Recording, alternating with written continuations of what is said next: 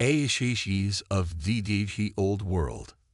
The skies above New Shanghai turned black at precisely 10:14 a.m. on a Tuesday.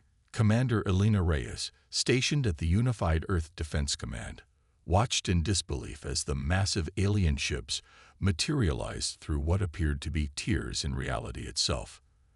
The vessels were unlike anything humanity had ever designed, organic-looking structures of obsidian and emerald that defied conventional engineering principles.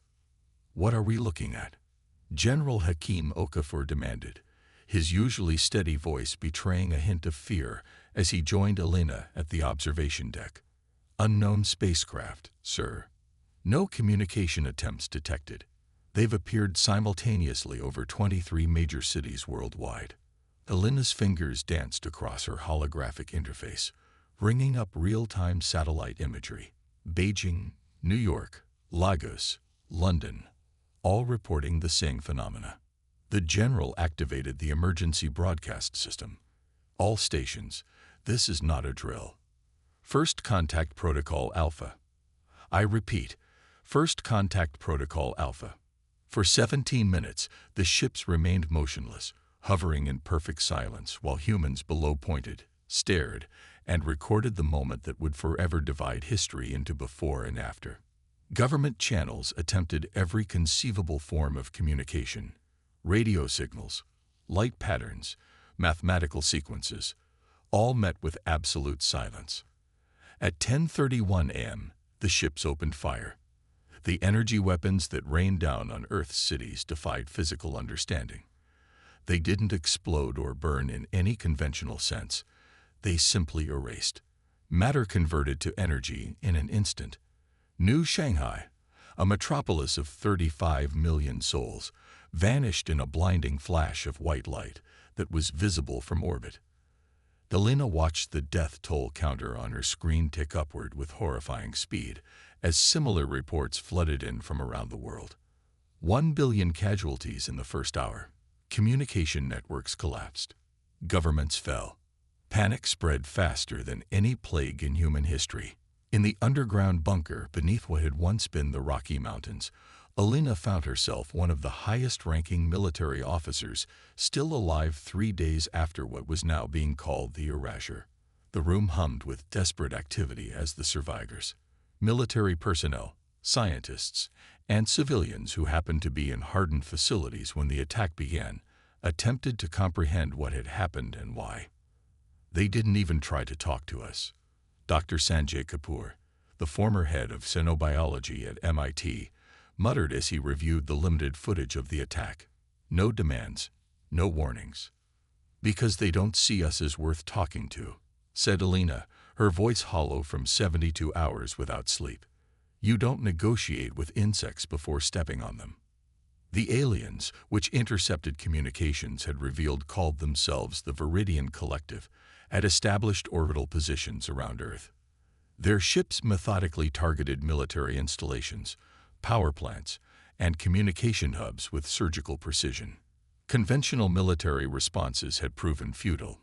Nuclear missiles were intercepted before reaching their targets. Fighter jets were swatted from the sky like flies. But on the fourth day, something unexpected happened. Lieutenant Commander Abram Chen, operating one of the few remaining American submarines in the South Pacific, made a discovery that would change everything. The U.S. Defiance had launched an experimental electromagnetic pulse weapon, not at the alien ships themselves, but at a precise point in space near one of the vessels. The resulting disruption had caused the alien ship to momentarily falter, its energy shields fluctuating before stabilizing. "They're not invincible," Chen's message read, transmitted through the underwater communication network that had somehow survived the initial assault. "Their systems are vulnerable to specific electromagnetic frequencies. We've recorded the data." This single piece of information galvanized the survivors. In bunkers and hidden facilities around the world, the remnants of humanity's scientific community began to analyze Chen's findings. Dr. Elena Martinez, a quantum physicist who had been developing experimental weapons systems before the attack, made the critical breakthrough. Their technology operates on principles similar to our theoretical quantum shield designs, she explained to the assembled leaders in the Rocky Mountain bunker. But there's a fundamental flaw in their implementation. They've optimized for defense against direct kinetic and energy attacks. They never expected us to target the underlying quantum field itself. For the next 2 weeks, as the aliens continued their methodical destruction of Earth's infrastructure, humanity worked in secret. The remaining manufacturing facilities, hidden in underground complexes and remote locations, were repurposed to create weapons based on Dr. Martinez's insights. Survivors organized into resistance cells, communicating through improvised networks and ancient technologies that the aliens hadn't bothered to target: radio, telegraph, even messenger systems using the few remaining aircraft that could fly low enough to avoid detection. The first coordinated counterattack came on the 21st day after the erasure. 3 alien ships positioned over what had once been Sydney, Australia, found themselves subjected to precisely calibrated EMP bursts fired from makeshift launchers hidden in the outback. The pulses, modulated to the specific frequency Dr. Martinez had identified, penetrated the seemingly impenetrable shields. 2 of the ships crashed into the harbor, while the third managed to retreat to orbit, trailing a plume of green plasma. For the first time since the attack began, the aliens responded with communication, a transmission broadcast on all frequencies in a strange mathematical language that took linguists 3 days to partially decode. Unknown MALRETCTED. Resistance of unexpected. From PREASCNDANT species. Harvesting protocols. RECALIBRATING. Pre-ascendant species, Dr. Kapoor repeated when the translation was complete. That's how they see us. A resource to be harvested, not an equal to be engaged with. General Okafor, who had aged decades in the past month, nodded grimly. Then we'll have to show them just how wrong their assessment is. The success in Sydney sparked similar operations worldwide. In the ruins of Lagos, resistance fighters led by former Nigerian Special Forces Captain Adebayo used modified satellite dishes to disrupt alien communications. Across Europe, remaining military units coordinated attacks on alien ground forces that had begun to establish processing centers, massive structures that seemed designed to extract Earth's mineral resources with frightening efficiency. Elena found herself coordinating the resistance movements from the Rocky Mountain bunker, which had evolved into the de facto global command center. The disparate remains of national militaries had gradually coalesced into a unified force under the banner of the Earth Defense Coalition. Old enemies now fought side by side. North Korean soldiers alongside South Koreans, Israelis with Palestinians, Indians with Pakistanis. National borders had become meaningless in the face of extinction. The turning point came 2 months after the initial attack. Dr. Martinez and her team had been studying the wreckage of one of the downed alien vessels recovered from Sydney Harbor. Deep within the organic-looking ship, they discovered something that changed their understanding of their enemy. They're not individual entities, Martinez explained, displaying holographic images of the ship's control systems. At least, not in the way we understand consciousness. The Viridian Collective is literal. They're a hive mind, connected through quantum entanglement. Each ship, each soldier, is merely an extension of a singular consciousness. This revelation explained the perfect coordination of the alien forces, but also revealed their greatest weakness. If the central command structure could be disrupted, the entire invasion force might be thrown into disarray. Intelligence gathered from captured alien data cores indicated that the collective was coordinated through a massive command ship in high Earth orbit, a vessel 3 times larger than any of the others. This ship, which humans had begun to call the Hive Queen, maintained the quantum entanglement field that allowed the aliens to act with such terrifying unity of purpose. "We need to hit the Queen," Elena stated during the strategy session that followed. "Cut off the head, and the body dies." "With what?" General Okafor countered. "Our conventional weapons can't reach orbital altitude anymore. And even if they could, The Queen is heavily shielded. Humanity ACENDNT. The void of space enveloped humanity's hope as it accelerated toward the massive alien command ship. From this distance, the vessel that humanity had nicknamed the Hive Queen resembled a vast emerald cathedral, its organic spires pulsing with inner light. Commander Elena Reyes studied the approaching behemoth through the shuttle's modified sensors, searching for any sign that their disguise had been detected. "Quantum signature stable," reported Dr. Wei Liang from his station, monitoring the alien technology that masked their approach. "As far as their systems can tell, we're just another Viridian scout returning to the Queen." Elena nodded, her expression betraying none of the fear that churned in her stomach.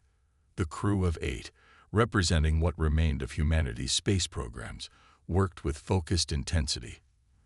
They had trained for this mission, knowing it was likely a one-way trip. "Approaching outer defense perimeter," announced Major Ivanov, the Russian pilot whose steady hands guided their hybrid vessel. "Transmission incoming." A burst of mathematical code appeared on their communications array, a standard Viridian authentication request. Dr. Martinez activated the response system they had developed from captured alien data cores, holding her breath as the automated sequence transmitted their forged credentials. Long seconds passed. Elena found her hand unconsciously moving to the emergency detonator at her side. If they were discovered, their orders were clear. Better to destroy themselves and potentially damage the Queen than to be captured. "Authentication accepted," Dr. Martinez finally announced, relief evident in her voice. "We're being directed to Docking Bay 7. "No," Elena countermanded immediately. "Request emergency maintenance access for power core fluctuations. We need to get closer to their central systems." The modified request was transmitted, and after another tense moment, new coordinates appeared on their navigation system. "They've authorized approach to Maintenance Ring 3, Ivanov confirmed. "That puts us within optimal range of their coordination nexus." The shuttle adjusted course, gliding between massive defense platforms that could have vaporized them in seconds. Elena marveled at the scale of the alien technology. Structures that defied human engineering limitations, materials that seemed to blur the line between technology and biology. Yet for all their advancement, the Viridians had made a critical error. They had underestimated humanity's capacity for adaptation. As they approached the maintenance ring, a halo-like structure encircling the Queen's midsection, Dr. Liang began final preparations on the quantum disruptor. The device, no larger than a standard refrigerator, represented humanity's greatest scientific achievement, a weapon designed not to destroy but to sever the psychic connections that bound the Viridian collective together. "Remember," Dr. Martinez reminded them as they maneuvered into position, "we don't need to destroy the Queen. We just need to disrupt their quantum entanglement field long enough to break their unified consciousness. Without their hive mind coordination, they become individuals," Elena finished. "And individuals can panic, make mistakes, retreat." The maintenance bay doors opened before them, revealing an internal structure that pulsed with the same emerald bioluminescence as the ship's exterior. No guards met them. Why would the Viridians post sentries against their own kind in a hive mind where betrayal was conceptually impossible? "Docking complete," Ivanov announced. "Environmental analysis shows atmosphere is compatible with our brothers. Gravity at 1.2 Earth standard." Elena activated her tactical display, reviewing the Queen's schematics that had been pieced together from intelligence gathered across months of resistance operations. "Team 1 with me to deploy the disruptor. Team 2 secure our exit route. Remember, 30 minutes maximum. Whether we succeed or fail, we need to be gone before they realize what's happening." As they exited the shuttle, Elena was struck by the alien environment. The corridors were not constructed so much as grown, with walls that seemed to breathe subtly and floors that adjusted to their footsteps. The air carried a faint scent of ozone, and something organic that reminded her of fresh-cut grass. They encountered several Viridians moving through the maintenance areas, bipedal beings with iridescent skin that shifted colors like living opals. Their eyes, 3 on each elongated face, showed no interest in the disguised humans. The holographic camouflage systems, reverse-engineered from captured technology, presented the Viridians with the appearance of their own kind. Following their memorized route, Alina led Team 1 deeper into the Queen, approaching the massive chamber that housed the coordination nexus. With each step further into the ship, a strange pressure built in her mind, the psychic weight of billions of connected consciousnesses flowing through the very structure around them. "We're feeling the entanglement field," Dr. Martinez whispered, wincing slightly. "It's trying to incorporate our minds into the network. The blockers should hold, but we need to move quickly." The Nexus chamber, when they finally reached it, defied human comprehension.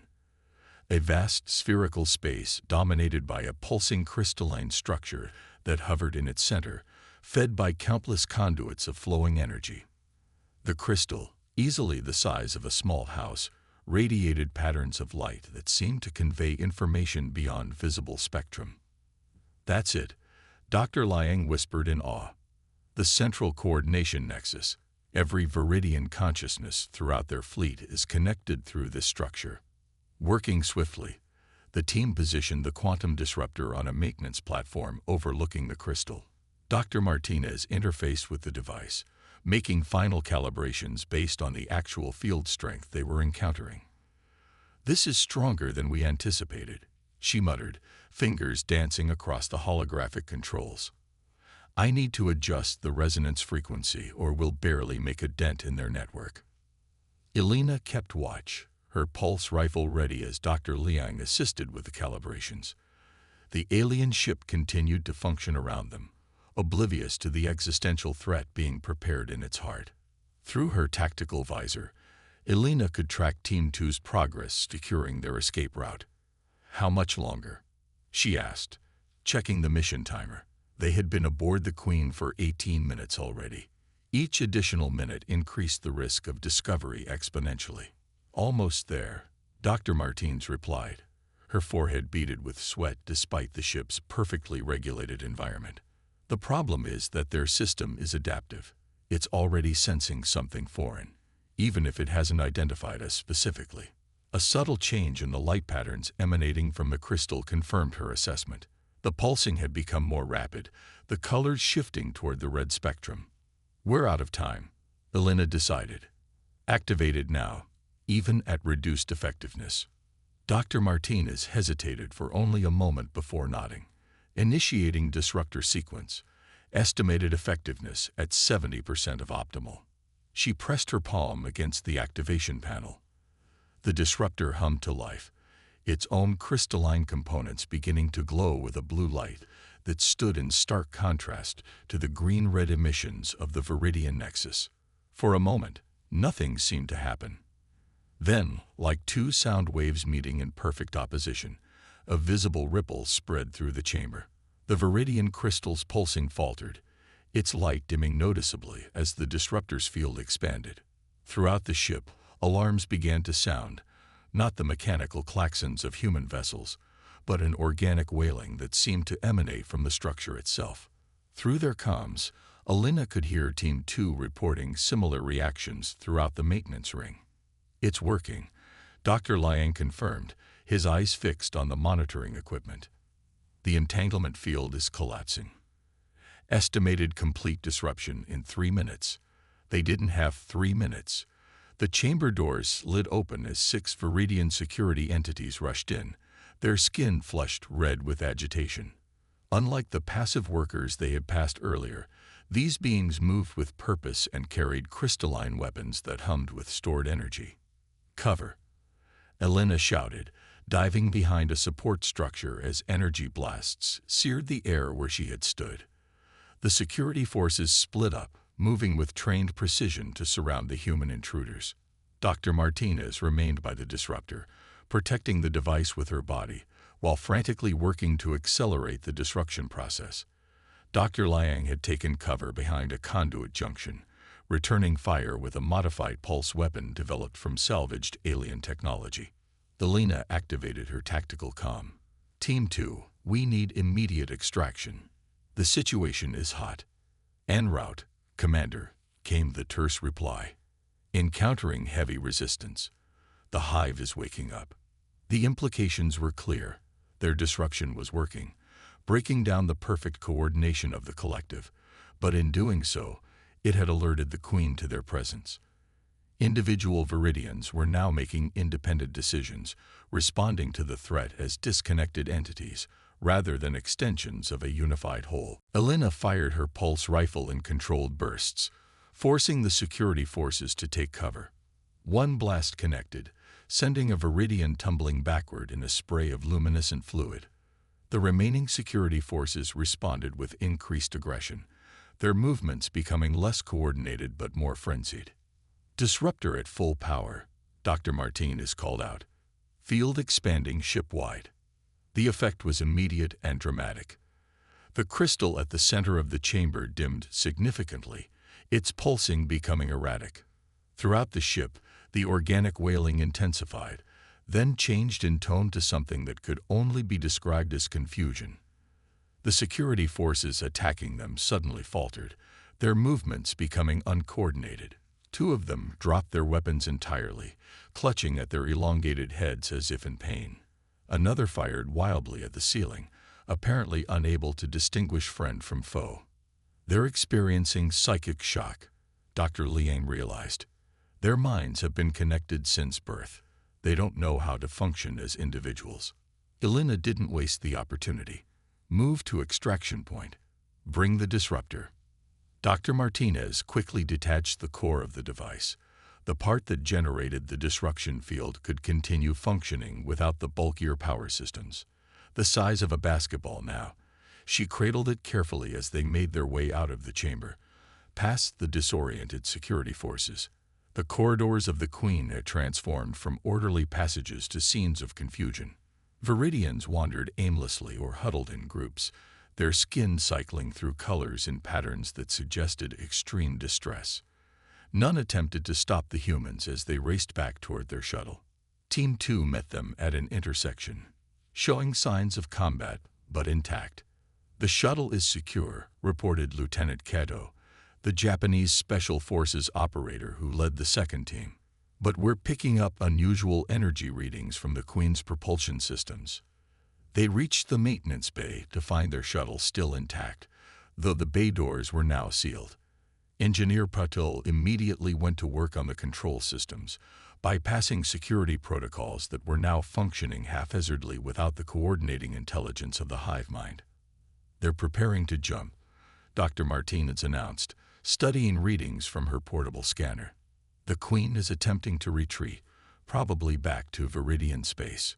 Can they manage that without the coordination nexus? Elena asked as they boarded the shuttle. Not safely, Dr. Liang replied grimly.